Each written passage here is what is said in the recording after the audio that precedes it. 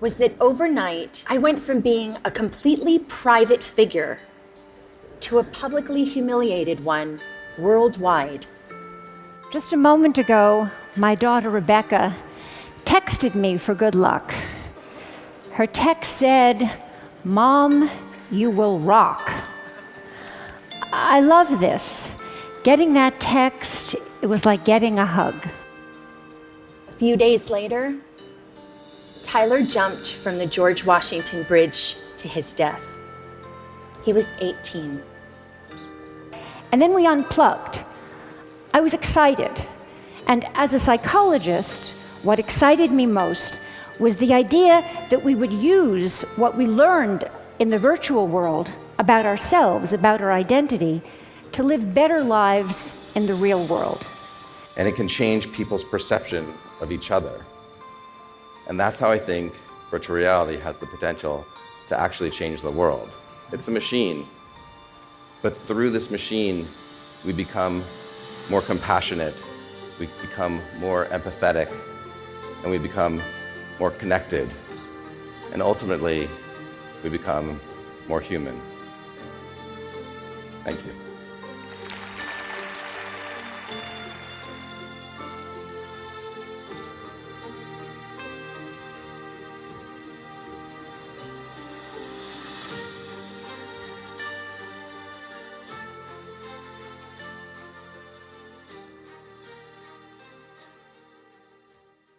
What is a virtual community, Howard? When I came up with the term, it was 1987, and the emphasis was really on community rather than the virtual part, because people were asking me whether anyone besides some kind of maybe anti-social electrical engineer would be interested in using computers to communicate with people. And I was very excited because what I had discovered in bulletin board systems and ultimately the well were real people who became part of my life. In fact, babysat for my daughter. I was at their weddings. I went to their funerals. I sat by their deathbeds. Anything that you do in a real community was happening with this group of people. And I wanted to get the word out that even though we met through computers, we're real people and our relationships are real.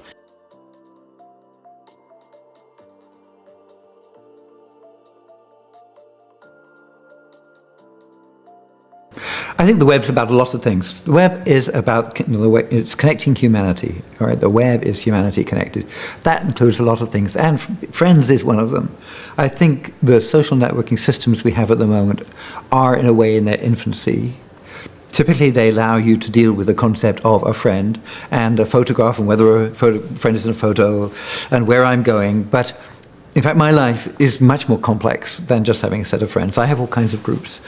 I want to share different things with different people. I want to go through different sorts of social protocols that you might do on the web, like figuring out where to meet. I will do with business colleagues. And figuring out whether what sort of a film would be good for me to watch, I will do with my friends, perhaps. There are all kinds of different things that I do in different cases. I think that we'll end up with much more complicated things. I don't know whether we'll still call them social networking.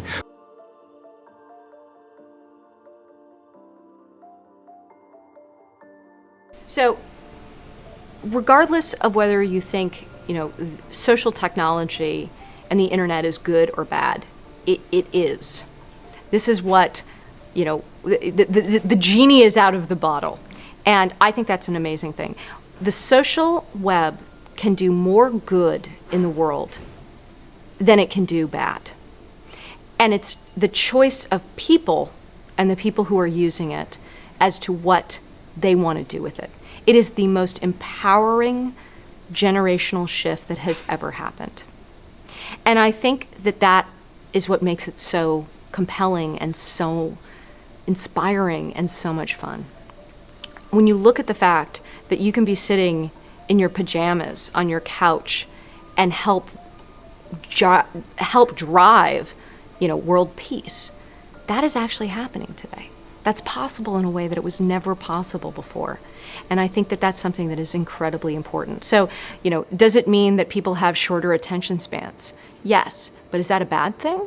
Maybe, depending on what your point of view is. But in terms of what it can actually enable socially, economically, and politically, I think that we should embrace and welcome social technology, not fear it. You can say, I'm here, I'm listening to you. One of our Ning networks is the Congo Wall, which was created by Eve Ensler, who had just gotten back from the Congo with her V-Day organization, where women are being brutalized as a means of fighting a war. And the fact of the matter is they feel alone. And with social technology, women from all over the world could come to this Ning network and leave a message for the women of the Congo. You're not alone. And those messages, over 2,000 women and men around the world actually contributed a message. They printed them out and took them to the hospital in the Congo where women were recovering. No one is alone anymore. And I actually think that's a really powerful thing. You can sit at your house and make change. And we're talking about social change and political change and economic change in a way that was never possible before. And I think that that's something that we should embrace, and that we should look at what are the ways that we're going to make it the best of what people can be, as opposed to the worst of what people can be. I think one of the things that has happened to the first generation of kids to grow up always being online, which by the way are my kids. They have never experienced dial-up or anything like that. They've always had always on. And what I've seen is they have a global awareness that was not present in my generation. They really feel as if this is one world. They also feel as if they are always connected to everyone else. There is a feeling of being connected that I did not have in my generation. And I think the third thing is that there is a sense of movement forward, the sense of going somewhere, of maybe you might call it progress, that I think was not present in previous generations. I have made quite a lot of online friends. I don't even know what gender some of them are. They're people I chat with, either personal direct messaging in forums and Twitter and so on. Some of whom I think are very young, and you can sort of tell they are, and who astonish me occasionally with their knowledge of literature. In fact, I was having a conversation just the other day with one who was talking to me about Evelyn Waugh. And I think she's 12. And she seems to have read every book that Evelyn Waugh ever wrote and have a very intelligent view of this great novelist. And I almost wanted to say, but how would someone who's 12 like you ever have read these books? And I think, what am I saying? Of course they might have done. And spend a lot of their time on a forum as well. It's not, the two are not mutually exclusive. Is the glue of obsession, the glue of fascination, the glue of passion about something in particular. And so I think people who maybe before were lost or felt alone in their own little interests now are able to really connect with people who share what they share, this fascination with something in particular. And that particularness has been amplified and magnified. And that is the glue that I think brings a lot of people together that was not present before. Connection is what humans crave. It's what we are all about. It's something that separates us from animals. It even comes before the fact that we have language, because the language is an example of a if you like, a neural technology we have created to answer this need for connection. We are the social animal par excellence, or by devilry, if you like, if not necessarily excellence. We are constantly in need of connecting with people for friendship, love, sex, knowledge, growth, enmity, territoriality, all the imperatives that drive us as human beings. And we've created villages and towns to help us do that, and roads, and now we've created something else that allows us to do it even more. is this generation, are they going to be all right? Are the kids going to be doing okay? Or should we be... Kids are all right. The kids are all right. No, I absolutely believe that the possibilities and the opportunities for people to live a rich, passionate life that allows them to express themselves in all the ways that they want to, regardless of where they live geographically. I don't think it gets any better than that.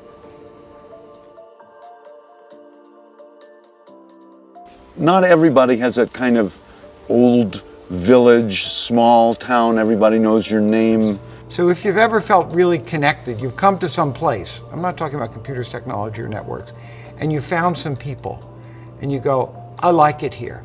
I feel like I belong. This is new. This is interesting. I can be who I really am here, and I can't in other places. I want more of this. I want to invest in this. I want to become known here. I want to contribute to it. This feels good. It's that kind of experience that is sort of missing in people's lives. So when they find that in a place like Second Life, they get hooked. And so there you have it. I embody the central paradox. I'm a woman who loves getting texts, who's going to tell you that too many of them can be a problem. So just to take some quick examples, people text or do email during corporate board meetings. They text and shop and go on Facebook during classes, during presentations, actually during all meetings. Parents text and do email at breakfast and at dinner while their children complain about not having their parents' full attention, but then these same children deny each other their full attention. This is a recent shot of my daughter and her friends being together while not being together. People talk to me about the important new skill of making eye contact while you're texting.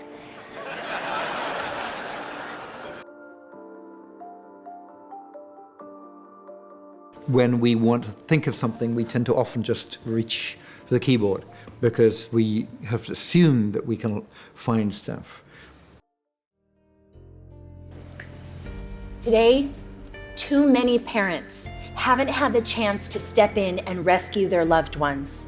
Too many have learned of their child's suffering and humiliation after it was too late. We remove ourselves from our grief or from our reverie, and we go into our phones. They may work for saying, I'm thinking about you, or even for saying, I love you. I mean, look at how I felt when I got that text from my daughter. But they don't really work for learning about each other, for really coming to know and understand each other. Human relationships are rich, and they're messy, and they're demanding. And we clean them up with technology. Texting, email, posting, all of these things let us present the self as we want to be. We get to edit, and that means we get to delete. And that means we get to retouch the face, the voice, the flesh, the body. Not too little, not too much, just right. Are changing our minds and hearts because they offer us three gratifying fantasies. One, that we can put our attention wherever we want it to be. Two, that we will always be heard. And three, that we will never have to be alone. And that third idea, that we will never have to be alone, is central to changing our psyches. Because the moment that people are alone, even for a few seconds, they become anxious, they panic, they fidget, they reach for a device. If we're not able to be alone, we're going to be more lonely. And if we don't teach our children to be alone, they're only going to know how to be lonely.